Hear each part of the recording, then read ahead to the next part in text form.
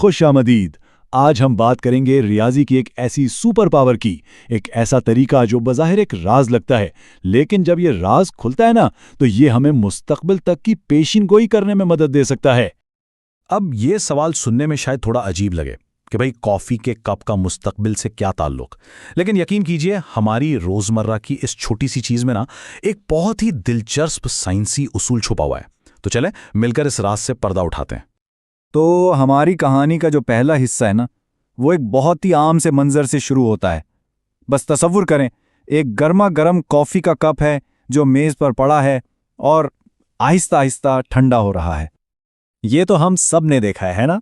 कोई भी गर्म चीज़ जैसे कॉफ़ी का कप मेज़ पर रख दें तो वो ठंडी हो जाती है। लेकिन क्या कभी इस बात पर गौर किया है कि उसके ठंडा होने की जो रफ्तार है वो एक जैसी नहीं रहती? मतलब जब कॉफी बहुत गर्म होती है तो वो तेजी से ठंडी होती है, लेकिन जैसे जैसे उसका टेम्परेचर कमरे के टेम्परेचर के करीब आता जाता है, उसके ठंडे होने की रफ्तार भी सुस्त हो जाती है। तो असल सवाल ये उठता है कि क्या कोई ऐसा जादुई फॉर्मूला हो सकता है, कोई ऐसा तरीका जिससे हम ये बता सकें कि भाई अब से ठीक 10 मिनट बाद इसका टेम्परेचर क्या होगा, बिल्कुल ठीक ठीक। अच्छा, इस मसले को हल करने के लिए हमें एक सुराग की जरूरत है, और वो सुराग हमें मिलता है रियाजी की एक खास जुबान से।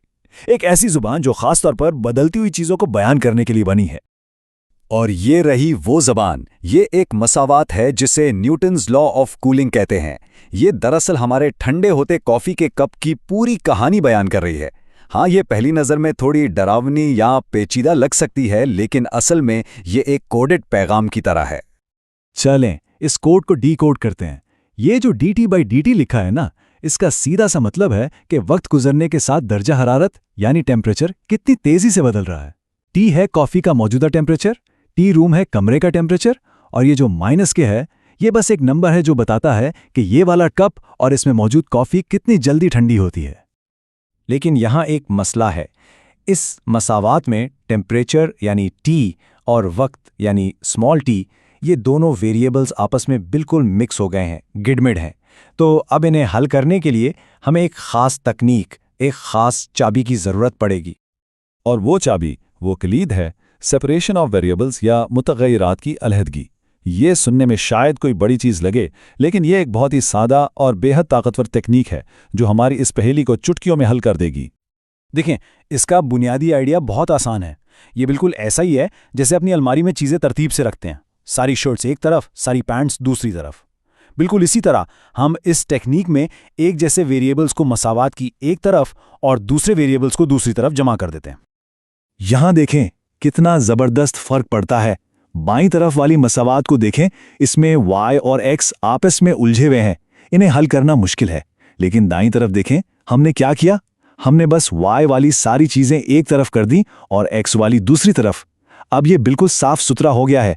हमने इस उलझी हुई पहेली को दो अलग अलग आसान हिस्सों में तोड़ दिया है, जिन्हें अब हम आराम से हल कर सकते हैं। तो इस पूरी हिकमत अमली के सिर्फ 3 आसान से स्टेप्स हैं। पहला स्टेप, वेरिएबल्स को अपने अपने ग्रुप में डालें, यानी टी वाले एक तरफ, स्मॉल टी वाले दूसरी तरफ। दूसरा स्टेप, दोनों साइड्स को इंटीग्रेट करें। इंटीग्रेशन का मतलब है वक्त के साथ होने वाली तमाम छोटी छोटी तब्दीलियों को जोड़कर एक बड़ी तस्वीर देखना। और तीसरा स्टेप, बस इसको आसान बनाएं और फॉर्मूला तैयार है। चलें जी, अब हमारे हाथ में वो चाबी आ गई है, तो अब वक्त है कि इस चाबी को अपनी कॉफ़ी वाली पहेली के ताले में लगाएं और देखें कि ये कैसे खुलता है। तो पहला कदम, हम अपनी कॉफ़ी वाली मसावात को दोबारा से लिखते हैं, इसको रीअरेंज करते हैं। जितनी भी चीज़ें टेम्परेचर यानी टी से मुताल्लिक हैं उन्हें एक तरफ ले आते हैं, और जो वक्त यानी टी से मुताल्लिक हैं उन्हें दूसरी तरफ। अब दूसरा कदम यानी इंटीग्रेशन। यही वो जादुई अमल है जो तब्दीली की रफ्तार को एक ऐसे फार्मूले में बदल देता है जो मुस्तकबिल बता सकता है। यह हमें बताएगा कि वक्त गुजरने के साथ साथ कुल मिलाकर कितनी तब्दीली आएगी। और ये रहा नतीजा। ये वो फॉर्मूला है जो हमें किसी भी वक्त मुस्तकबिल में किसी भी लम्हे कॉफी का सही दर्जा हरारत बता सकता है। सोचें, हमने सिर्फ ये देखने से शुरू किया था कि कॉफी कैसे ठंडी होती है, और अब हम इस काबिल हैं कि इसकी पेशिनगोई कर सकें। ये बात बिल्कुल ठीक है।